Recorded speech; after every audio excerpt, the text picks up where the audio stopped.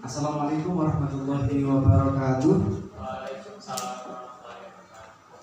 Selamat siang Bapak Ibu. Sebelumnya kami ucapkan terima kasih banyak atas waktu yang telah diberikan kepada kami dalam kegiatan diseminasi budaya positif untuk SDN 03 Taman.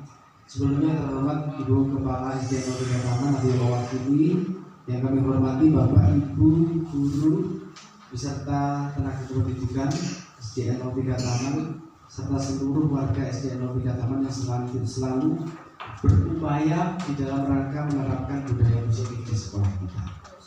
Di dalam kesempatan kali ini, saya Akil Ibnu Hambal akan mencoba untuk mendiseminasikan atau menyampaikan berbagai disiplin ilmu khususnya yang sudah pernah saya dapatkan ketika melaksanakan kegiatan guru penggerak di dalam angkatan 11 ini, sehingga apa yang akan kami sampaikan kepada Bapak Ibu ini nanti bisa menjadi sebuah bahan untuk sharing, bahan untuk berkomunikasi, bahan untuk melakukan refleksi, untuk melakukan sebuah perubahan-perubahan jika diperlukan. Perubahan-perubahan tentunya perubahan yang lebih baik untuk SDN 03 Taman. Sebelumnya kami akan menyampaikan mengenai tujuan diseminasi ini. Tujuan diseminasi ini adalah merupakan wahana untuk sharing, komunikasi kita dan refleksi kita terkait peraturan atau tata tertib serta hubungannya atau korelasinya dengan budaya positif khususnya di SDN 03 Taman. Bapak Ibu tentunya seringkali mendengar istilah peraturan atau tata tertib. Kemudian peraturan atau tata tertib itu jika dikaitkan dengan budaya positif, adakah keterkaitan? Nah, kalau menurut Bapak Ibu, ada keterkaitan atau tidak antara peraturan atau tata tertib serta budaya positif? Ada kaitannya atau tidak Bapak Ibu? Kira-kira kalau menurut pemahaman dari panjenengan, peraturan, tata tertib serta budaya positif, adakah kaitannya? Ada kaitannya. Hanya saja di dalam hal penerapannya tentu perlu adanya sebuah komunikasi dari seluruh pihak khususnya di wilayah SDN 03 Taman.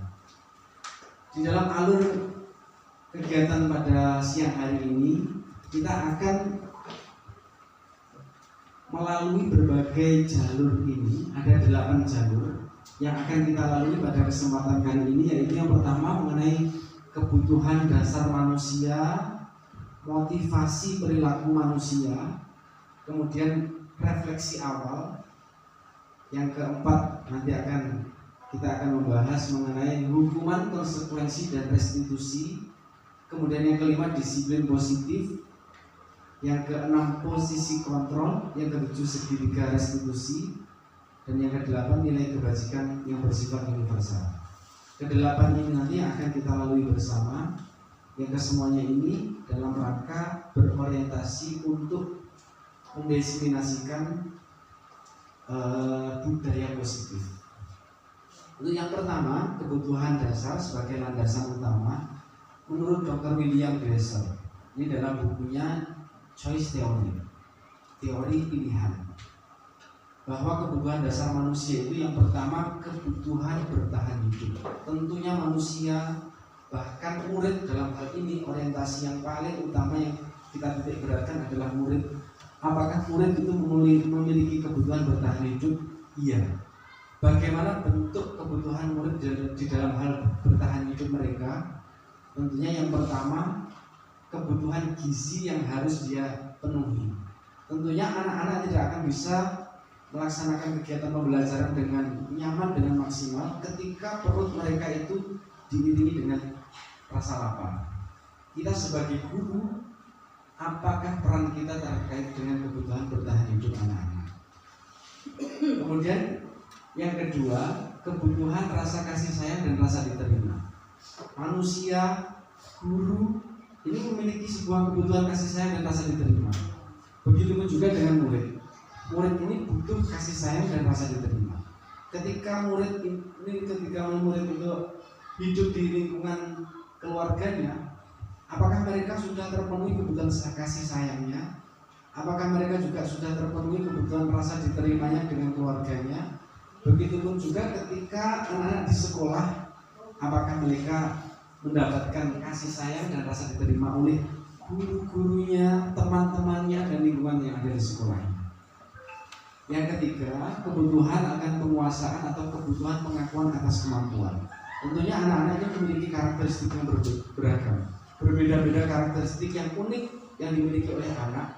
Anak-anak ini memiliki sebuah kebutuhan pengakuan terhadap dirinya atau apa yang setelah mereka miliki. Sebuah contoh, mereka pandai atau memiliki sebuah bakat tertentu, maka bakat itu sudahkah dipenuhi kebutuhannya untuk diakui oleh orang-orang yang ada di sekitarnya. Di dalam hal ini, di lingkungan sekolah, sudahkah kita memberikan sebuah pemenuhan kebutuhan terhadap kemampuan yang telah mereka miliki.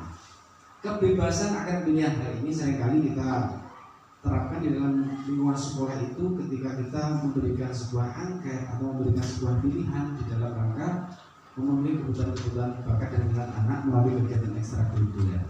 Kebebasan atau pemenuhan kebutuhan akan pilihan-pilihan mereka. Dan yang kelima adalah kebutuhan mengenai kesenangan, kebutuhan untuk merasa senang. Guru ingin memiliki rasa senang. Begitu juga dengan murid, tentunya ingin memiliki sebuah rasa senang, baik itu bersama dengan teman-temannya, bersama dengan gurunya di kelas maupun di luar kelas. Hal ini yang mendasari Dr. William Glasser dalam bukunya Joyce Theory untuk mengungkapkan kebutuhan dasar manusia, yang pada intinya kebutuhan dasar ini dimiliki oleh setiap insan yang ada di muka bumi ini. Kemudian landasan yang kedua menurut Diane Dawson di dalam bukunya Restructuring School Discipline.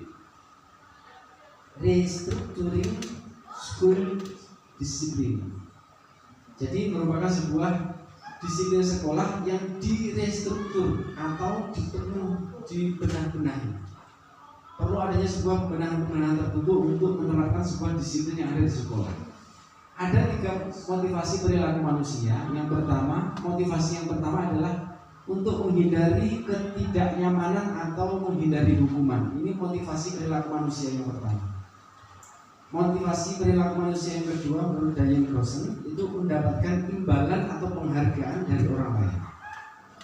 Dan yang ketiga, untuk menjadi orang yang mereka inginkan dan menghargai diri sendiri dengan nilai-nilai yang mereka percaya. Ketiga motivasi perilaku manusia ini tentunya tidak hanya murid, bahkan kita sebagai pendidik, sebagai tenaga kependidikan pun juga pasti memiliki 3 motivasi perilaku manusia ini. Menurut Diane Dawson ini, menghindari ketidaknyamanan atau hukuman. Apakah seorang guru pernah mengalami merasakan hal demikian? Tentunya kita pernah memiliki sebuah motivasi untuk menghindari ketidaknyamanan atau menghindari sebuah hukuman. Kemudian yang kedua, apakah kita pernah mengharapkan sebuah imbalan atau penghargaan dari orang lain atau dari instansi naungan? Tentunya seorang guru pun juga memiliki sebuah motivasi perilaku yang demikian ini. Dan juga yang ketiga, menjadi orang yang mereka inginkan dan menghargai diri sendiri dengan nilai-nilai yang mereka percaya. Tentunya nilai-nilai yang dipercaya oleh seorang guru, seorang murid itu banyak sekali beragam untuk menjadi sebuah motivasi perilaku mereka. Kemudian selanjutnya kita merefleksi dari apa yang sudah kita simak mengenai landasan-landasan yang diungkapkan oleh Dr. William tadi sama Diane Dawson. Mari kita refleksi diri sejenak. Saat ini kita sedang mengikuti diseminasi budaya positif. Mengapa Anda mengikuti kegiatan ini, Bapak Ibu guru dan Bapak Ibu guru, Bapak Ibu tenaga pendidik? Apakah bila Anda tidak mengikuti kegiatan ini akan ada hal yang menyakitkan yang akan terjadi pada panjenengan semua? Ini merupakan sebuah refleksi awal kita ketika kita melaksanakan kegiatan ini. Kemudian apakah ada hadiah atau penghargaan setelah Anda mengikuti kegiatan diseminasi ini?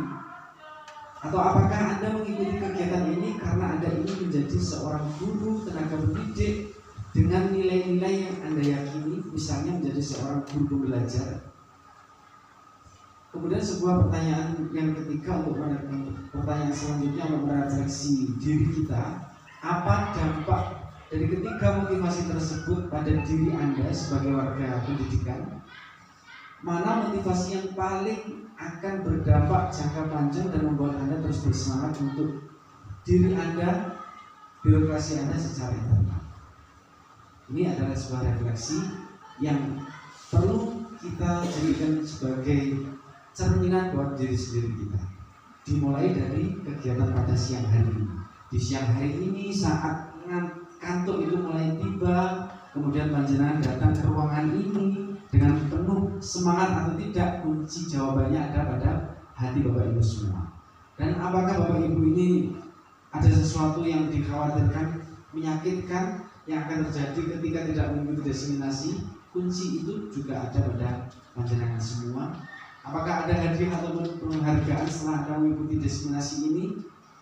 Harapan-harapan itulah yang mungkin timbul di dalam hati kita masing-masing. Di saat situasi-situasi yang semacam ini harus kita lakukan. Ketika kita mengembalikan kepada sebuah tujuan pendidikan, kita tentunya ingin menjadi seorang pembelajar, seorang guru, seorang pendidik yang benar-benar bisa memberikan sebuah pelayanan kepada anak didik kita, memberikan wahana yang ada di dalam sekolah ini bagi murid agar murid ini semakin memiliki rasa senang terpenuhi kebutuhan-kebutuhannya, meskipun dengan berbagai macam upaya yang dilakukan oleh guru maupun tenaga pendidik, seluruh warga sekolah. Kemudian yang ketiga berkaitan dengan hukuman, konsekuensi dan restitusi. Di sini memang tulisan ini tidak begitu bisa dibaca ya. Tentunya perlu adanya sebuah pemahaman terlebih dahulu. Hukuman, konsekuensi, dan restitusi itu apakah sesuatu yang berbeda atau sesuatu yang sama? Kalau menurut Bapak Ibu, hukuman, konsekuensi, dan restitusi ini berbeda ataukah sama? Coba kita mencoba untuk memahami tiga kata ini: hukuman, konsekuensi, dan restitusi. Sama atau berbeda Bapak Ibu? Bagaimana? Sama atau berbeda? Hukuman, konsekuensi, dan restitusi menurut Bapak Ibu berbeda atau sama? Berkaitan. Ada keterkaitan antara 1, 2, dan 3, hukuman, konsekuensi, dan restitusi. Ternyata ketiga kata ini adalah sesuatu yang berbeda, akan tetapi masih ada keterkaitan. Betul sekali apa yang disampaikan oleh Pak Joel. Hukuman itu tentunya akan menjadikan sebuah konsekuensi, dan restitusi ini merupakan sebuah gabungan di mana kita ingin mengkolaborasikan antara hukuman dan konsekuensi menjadi sebuah budaya yang baru atau perubahan atau paradigma baru. Mengapa kok paradigma baru? Saat ini kita sedang menggaungkan sekolah ramah anak. Kita menggaungkan sebuah kata-kata atau sebuah motivasi anti bullying. Sudahkah kita menerapkan hal ini? Ketika terjadi di sekolah kita, anak-anak yang sedang melanggar sebuah keyakinan kelas atau keyakinan sekolah yang telah disepakati, keyakinan yang sudah dibuat oleh sekolah kita ini berdasarkan rumusan yang dibuat oleh satu pihak ataukah dirumuskan oleh warga sekolah seluruhnya? Ini adalah sebuah refleksi atau pertanyaan yang perlu kita jawab bersama. Peraturan atau tata tertib yang sudah kita pajang di dinding maupun di kelas maupun dimanapun yang ada di lingkungan sekitar kita di sekolah ini dibuat, dirumuskan oleh guru saja atau guru bersama orang tua ataukah guru bersama dengan murid.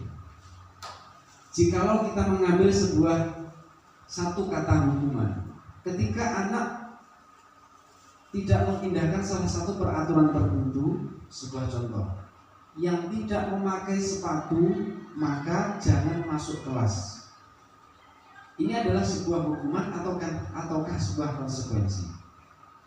Kemudian ada sebuah pernyataan yang kedua, kamu tadi terlambat masuk ke sekolah, maka jangan sampai kamu masuk ke kelas sampai jam 9, karena kamu masuk ke kelas, masuk sekolah terlambat. Dari dua pernyataan ini ada sebuah korelasi antara hukuman dan konsekuensi. Hukuman itu merupakan sebuah judge atau sebuah keputusan yang diberikan oleh guru yang hanya sepihak, tidak ada landasan apapun, akan tetapi langsung memberikan sebuah pengadilan istilahnya kepada seorang murid ketika melakukan kesalahan-kesalahan tertentu yang tidak tertulis atau yang tidak disepakati. Sebuah contoh, di dalam salah satu peraturan sekolah tidak tertulis bahwa yang tidak masuk sesuai dengan waktunya maka harus tinggal dulu di luar kelas sampai jam 9. Itu sebuah peraturan yang tidak tertulis di dalam sebuah peraturan, namun terjadinya sebuah hukuman yang menyebabkan seorang guru ini memutuskan untuk kamu harus tinggal dulu sampai jam 9. Ini merupakan sebuah hukuman. Dan hukuman ini pasti akan memiliki sebuah dampak yang nyata bagi anak, dampak yang nyata bagi sekolah kita, dampak yang nyata pula di mata masyarakat. Ini sebuah hukuman.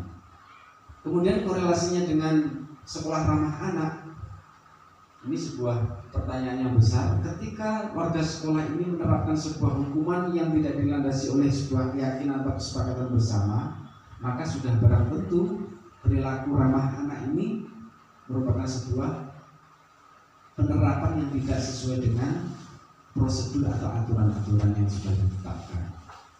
Kemudian yang kedua mengenai konsekuensi, berbeda dengan sebuah konsekuensi. Konsekuensi ini tentunya ketika anak ini memiliki sebuah kesalahan atas tata tertib yang telah mereka langgar, kemudian konsekuensi yang mereka harus tinggal di kelas. Sebuah contoh, bagaimana seorang anak ini tidak bisa menyelesaikan pendidikannya, menyelesaikan fasenya di fase A, kemudian konsekuensinya dalam beberapa tahapan tertentu sudah dilalui, kemudian dia konsekuensinya harus tinggal di kelas. Maka ini adalah sebuah konsekuensi atas aturan yang sudah dilanggar oleh seorang murid, yang dimana konsekuensi ini dilandasi dari sebuah tata tertib yang sudah diketahui bersama. Kemudian yang ketiga berbeda dengan restitusi. Restitusi adalah yang paling tertinggi daripada hukuman, konsekuensi, dan restitusi. Yang tertinggi adalah restitusi.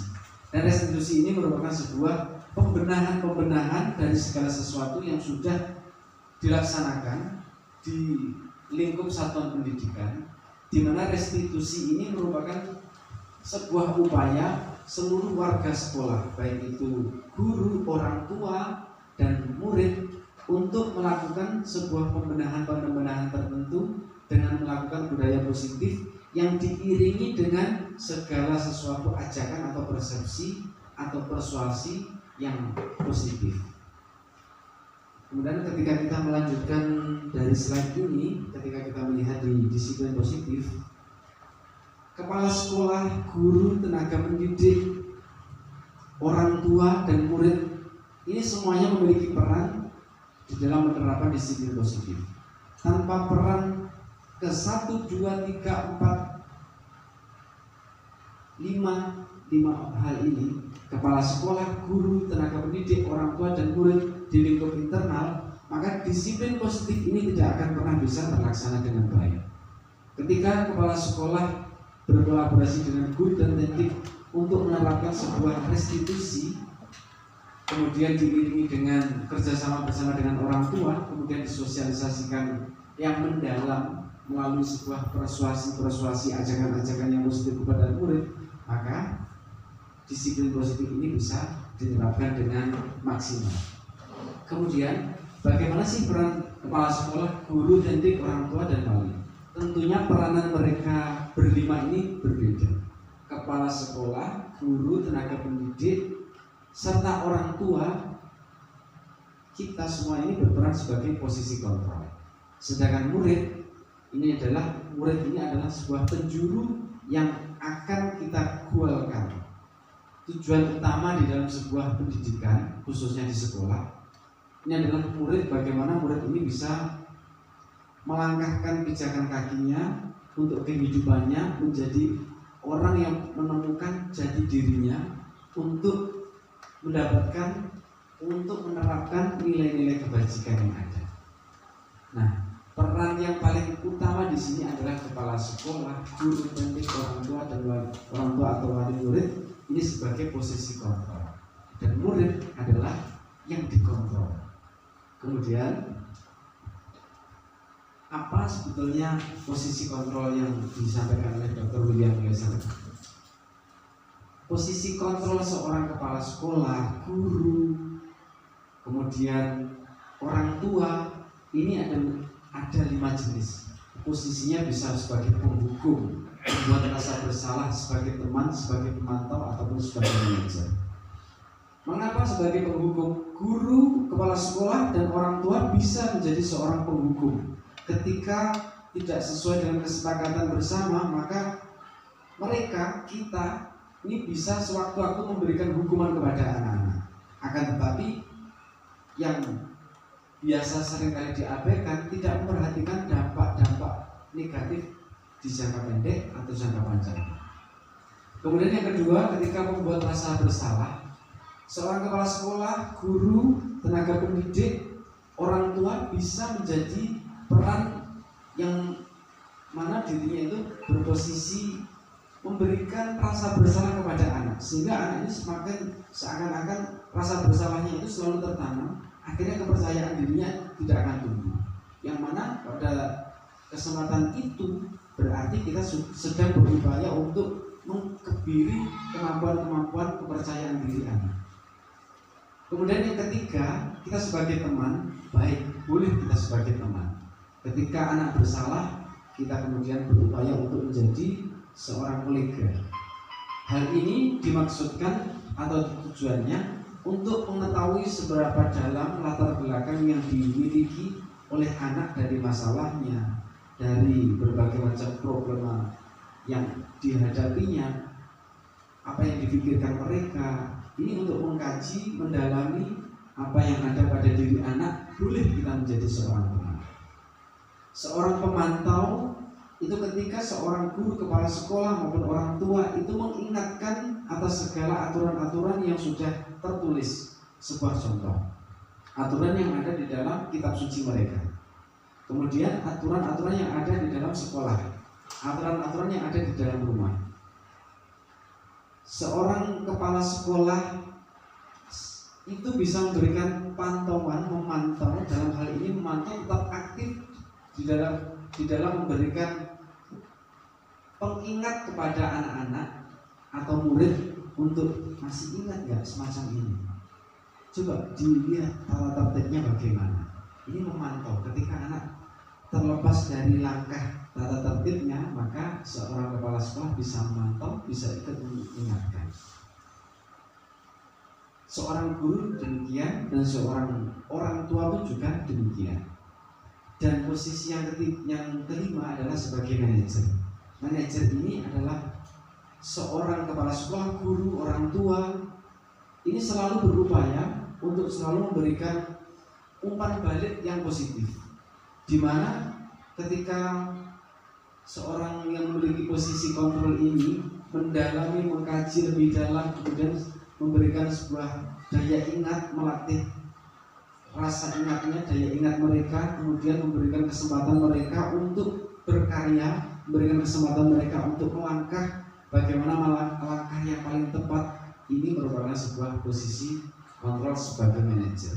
Dan harapan di dalam modul yang pernah kami pelajari di dalam grup penggerak ini, kepala sekolah, guru, kemudian orang tua selayaknya bisa menjadi seorang posisi manajer. Selanjutnya berkaitan dengan segitiga restitusi. Restitusi ini merupakan sebuah upaya untuk membenahi segala sesuatu yang sudah terjadi untuk menjadi yang lebih baik, di mana langkah-langkah restitusi ini menstabilkan identitas, memvalidasi tindakan yang salah, menanyakan keyakinan. Hal ini tidak terlepas dari posisi manajer, seorang manajer. Menstabilkan identitas ini nanti akan kita berikan sebuah contoh kasus yang baru saja hangat terjadi pada pagi hari ini tadi. Sebuah langkah ketika menstabilkan identitas, Kita semua akan melakukan hal yang terbaik yang bisa kita lakukan. Ketika langkah yang kedua kita jalankan, memvalidasi tindakan yang salah, tentunya teori kontrolnya semua perilaku memiliki alasan. Yang ketiga, ketika kita melangkah untuk menanyakan keyakinan, teori kontrolnya kita semua memiliki motivasi internal. Nah, ini masih ada kaitannya berkaitan dengan slide sebelumnya tadi mengenai kebutuhan manusia, kebutuhan hidup manusia. Sebuah contoh langkah menstabilkan identitas. Ketika ada anak yang sedang berkelahi misalnya, kita mencoba untuk menstabilkan identitas. Bagaimana menstabilkan identitas seorang murid ketika berkelahi? Kenapa kamu tadi berkelahi? Iya Pak, ini tadi jarak saya. Iya toh, kamu tadi jarak ini toh. Kenapa kok sampai jarak-jarakan sampai akhirnya berkelahi? Karena ini menghina orang tua saya. Nah, ketika kita berperan untuk menstabilkan identitas, kita menyampaikan sebuah pernyataan kepada anak. Ketika semacam itu seakan-akan kita itu seperti orang yang memiliki kemampuan untuk memberikan sebuah upaya-upaya untuk membela diri kita. Itu baik, akan tetapi masa sih kita harus selalu kuat-kuatan dengan teman kita, selalu kuat-kuatan dengan sesama saudara kita? Kayaknya semacam itu perbuatan yang salah atau enggak? Menurut kamu apa yang kamu lakukan tadi salah atau tidak? Nanti otomatis kita melangkah kepada langkah yang kedua, validasi tindakan. Ketika salah, mereka mengakui kesalahan, maka kita baru menanyakan sebuah keyakinan. Apa yang kamu yakini dari apa yang kamu lakukan anak-anak. Nah, ini merupakan sebuah segitiga restitusi di mana harapannya kita bisa menerapkan sebuah nilai kebajikan yang universal. Kalau kita melihat dari nilai kebajikan ini sangat banyak sekali. Ada di dalam sebuah profil pelajar Pancasila, ada di dalam sebuah Pancasila, ada juga di dalam sebuah IBU Primary Years Program PYP.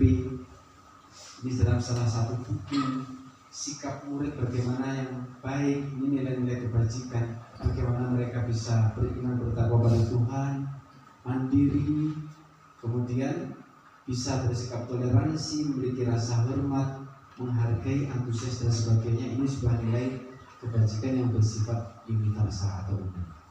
Nah, ini akan saya beri sebuah contoh, sebuah kasus hari ini.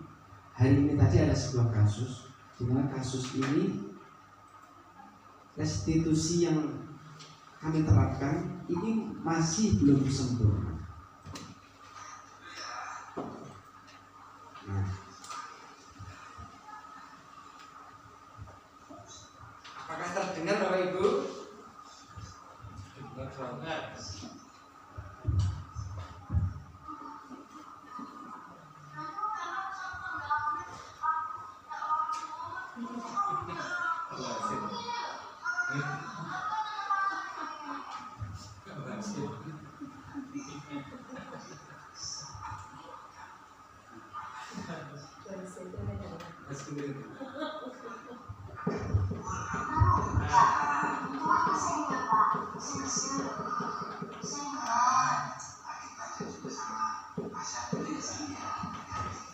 Ini kejadian dari ini tadi.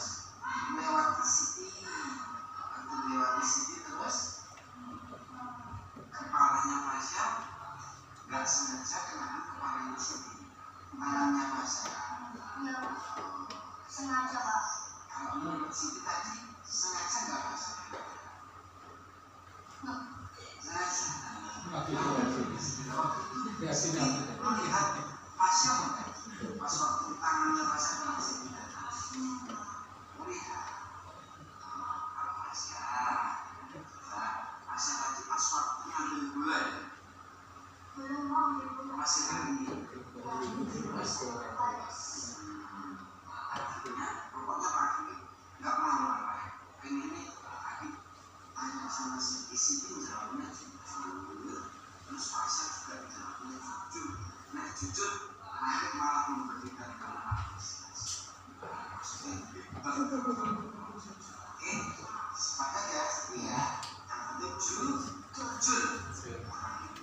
meskipun kita itu mau berbuat apapun tapi kalau kita nggak jujur maka itu termasuk awal dari kehancuran kita atau bukannya orang dari nah sekarang pagi nggak akan marah sama si juga nggak akan marah sama mas yang penting apa jujur nah sekarang pasien ini tadi pada pasien tadi hari tadi artinya memang belum timbul kepalanya sedikit ternyata ada sedikit sengaja itu enggak sengaja ingin memang ingin tinggal kepalanya sedikit oh sedikit ketenangan gak apa-apa yang penting jujur ini lagi malah senang sedikit di tengah jalan terus akhirnya karena apa sama pasien lari ketutup Siti akhirnya Siti akhirnya pasien megang kepalanya Siti di sebabnya masih kita mau menghadang larinya pasien sama teman-teman atau gak sengaja sekali itu memang kayak gitu menurut pasien ini perbuatannya pasien pada waktu Siti di tengah jalan terus langsung memegang sambil agak apa itu lari sambil bagus banget nah kenapa menurutnya masa bagus kenapa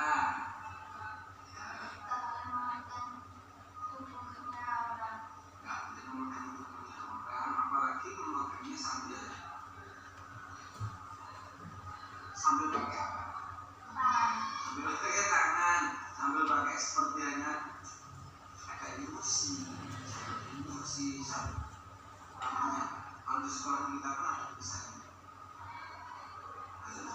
nah ini stop bullying ini termasuk apa?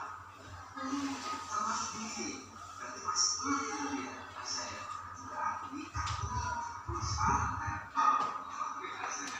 pokoknya yang jujur ini kita catatkan jadi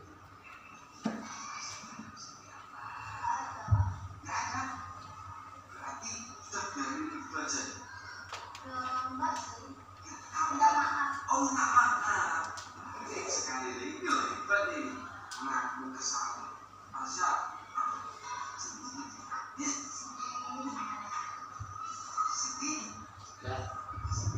jadi ini adalah kasus tadi pagi akhirnya anak mengakui kesalahannya dan mau meminta maaf dan mereka kembali lagi berteman. Ini salah satu bentuk upaya kita di dalam menerapkan segitiga restitusi, menstabilkan identitas, kemudian memvalidasi kesalahan, kemudian menanyakan sebuah keyakinan. Kita memiliki kekuatan di sekolah ini ketika kita keyakinan yang sudah kita sepakati kita tanamkan. Anti bullying atau stop bullying. Kemudian tulisan-tulisan yang lain, peraturan-peraturan yang lain ini sebagai pengikat untuk meyakinkan anak-anak. Demikian Bapak Ibu berkaitan dengan budaya positif yang kita upayakan di SDN Merdeka Taman ini seperti halnya yang sudah pernah saya dapatkan di dalam modul CGP Angkatan 11 ini. Barangkali dari apa yang saya sampaikan ada pertanyaan atau ada sanggahan apapun itu berkaitan dengan penerapan disiplin positif, kami persilakan.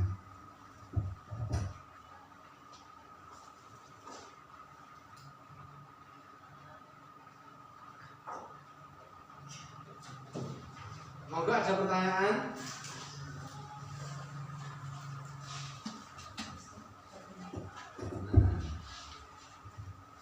Ini nanti kita berarti bisa mengingat dari apa yang menjadi sebuah kebutuhan kita ini. Kebutuhan kita berkaitan dengan ini. Apakah motivasi yang kita lakukan ini menghindari ketidaknyamanan atau hukuman, mendapatkan imbalan penghargaan dari orang lain, atau menjadi orang yang mereka inginkan dan menghargai diri sendiri dengan nilai-nilai yang mereka percaya?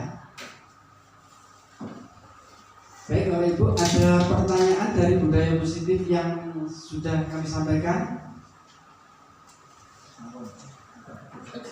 Cukup ya? Kalau tidak ada, saya akan membagikan sebuah hadiah kepada Bapak Ibu. Nah, usungan ini yang akan kami jadikan landasan untuk melangkah ke depan.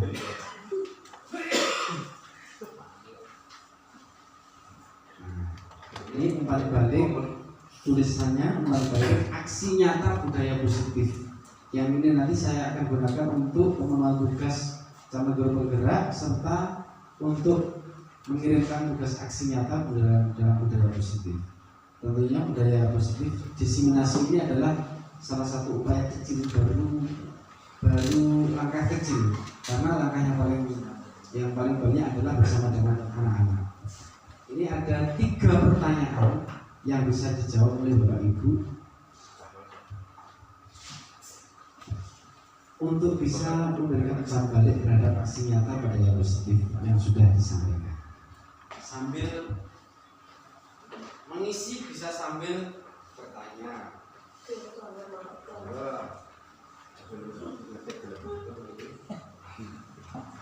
Guru cantik sama.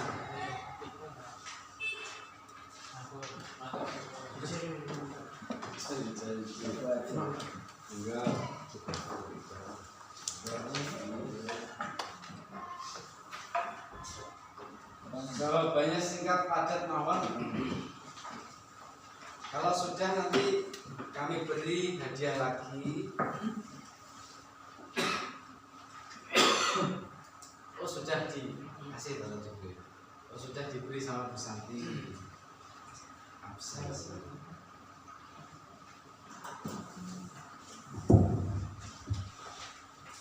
Baik, terima kasih Bapak Ibu. Sekali lagi ada yang ingin ditanyakan atau disanggah berkaitan dengan diseminasi budaya positif? Monggo Pak Arif.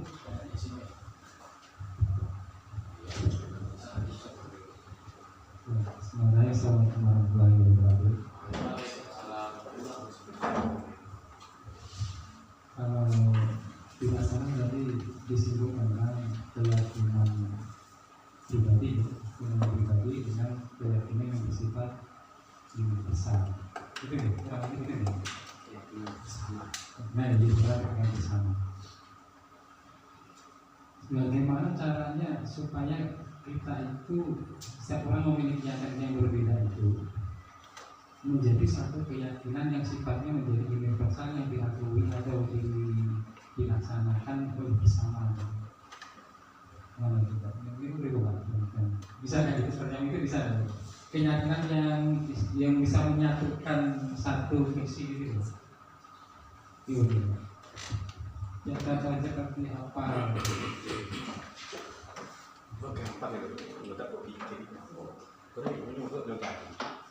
Ketika seseorang ini memiliki sebuah keyakinan yang berbeda, ini manusiawi. Bagaimana cara menerapkan bersama keyakinan ini secara bersama-sama? Caranya bagaimana? Pada beberapa minggu yang lalu kita pernah menyampaikan mengenai bagaimana kita bisa menerapkan nilai-nilai seorang guru, nilai dan peran seorang guru, kemudian visi seorang guru, di mana visi ini sebuah impian dari masing-masing guru, kemudian kita tuliskan secara bersama-sama, kemudian kita jadikan sebuah visi atau mimpi-mimpi yang berbeda-beda ini kita satukan, dan ternyata mimpi-mimpi yang sudah kita inginkan itu bisa disatukan melalui sebuah visi sekolah, seperti hanya visi sekolah yang sudah kita terapkan. Tentunya caranya dari apa yang ditanyakan oleh Pak Arif, Ketika kita memiliki sebuah keyakinan yang berbeda, ini adalah manusia. Keragaman keyakinan seseorang itu manusia. Kemudian bagaimana kita bisa menyatukan? Tentunya diiringi dengan sebuah kolaborasi. Kolaborasi untuk menguatkan salah satu kekuatan-kekuatan peluang yang ada. Kekuatan-kekuatan peluang atau peluang-peluang yang ada, khususnya di internal satuan pendidikan. Di dalam lingkup ini adalah satuan pendidikan SDN 03 Taman. Di SDN 03 Taman, ketika seseorang guru yang satu dengan yang lain memiliki sebuah keyakinan untuk menerapkan sebuah nilai kebajikan, maka sumber daya mana atau peluang apa yang paling bisa kita angkat bersama untuk menerapkan nilai-nilai kebajikan universal ini yang kita harapkan. Nah, ketika kekuatan-kekuatan itu bisa kita temukan, maka penyatuan dari keyakinan ini yang akan bisa menjadikan sebuah keyakinan bersama. Nah, dari sini barangkali ada umpan balik dari Pak Arif, sehingga kesemuanya ini perlu adanya sebuah kolaborasi kekuatan. Sebuah contoh, SDN 03 Taman yang berada di wilayah Jalan Ciliwung yang berada di tengah pemukiman tentunya memiliki peluang dan kekuatan yang berbeda dengan SDN yang lain yang berada di posisi tengah kota misalnya, atau pada penduduk, kekuatannya pasti akan berbeda pula. Begitupun juga dengan apa yang ada pada sebuah karakteristik yang ada pada gurunya, ini pun juga akan memiliki sebuah kekuatan yang berbeda. Sehingga satuan pendidikan itu tentunya pasti memiliki sebuah power-powernya masing-masing. Seperti halnya dengan pendidikan menyampaikan kepada kita semua bahwa tidak ada sekolah yang favorit, akan tetapi semua sekolah itu memiliki sebuah kekuatannya sendiri. Setiap sekolah itu memiliki sebuah kekuatannya sendiri untuk mengoptimalkan bakat minat yang ada pada anak didik atau peserta didik atau murid yang sedang mereka tuntun, yang mereka bimbing. Barangkali ada umpan balik Pak Arif.